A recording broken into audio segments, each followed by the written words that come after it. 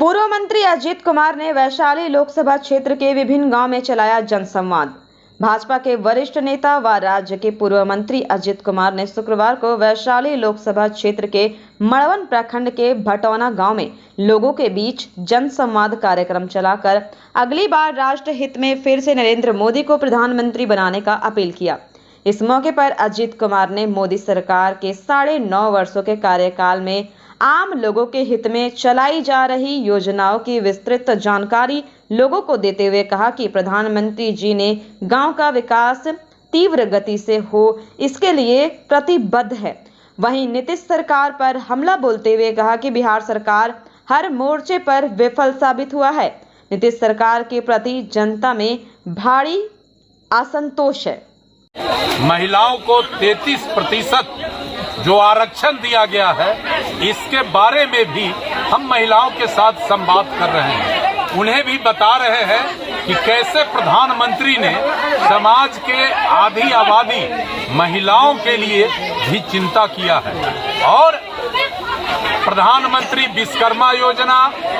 प्रधानमंत्री आवास योजना,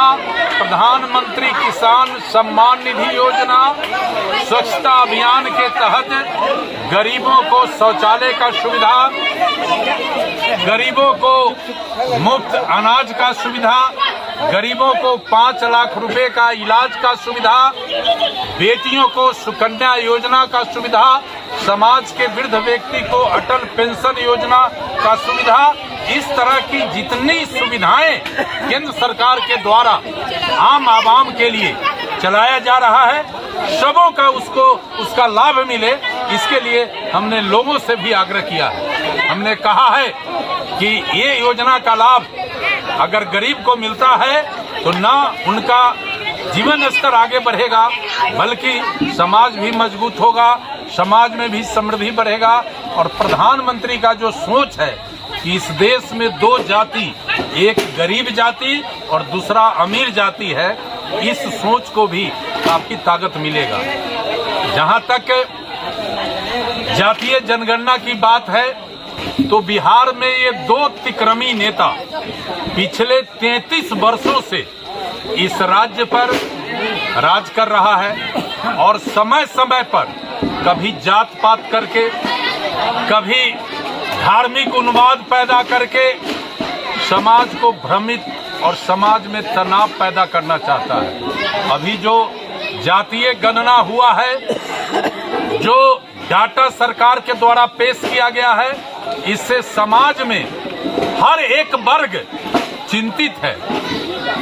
बिल्कुल एक सोची समझी साजिश के तहत, राजनीति के तहत दुनिया का संख्या घटा देना,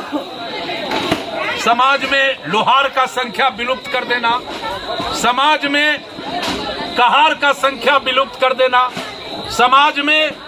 कुशवाहा के संख्या को खंडित कर देना, समाज में मलाहों को पार्ट पार्ट में बांट देना और सभी जातियों का संख्या कम करके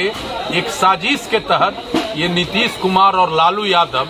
फिर से अगली बार बिहार के गद्दी पर अपने बेटे, अपने परिवार को बैठाने के लिए साजिश किया है। और लोग काफी इस चीजों को समझ चुके हैं और आने वाले दिन में जो इनका मंशा है कि समाज को बांटकर हम फिर से सत्ता हथियाएंगे, ये कभी सफल नहीं होंगे और फिर अगली बार इस देश का प्रधानमंत्री आम लोगों के बहुमत से नरेंद्र मोदी बनेंगे। ये गांव के लोगों ने तय कर लिया।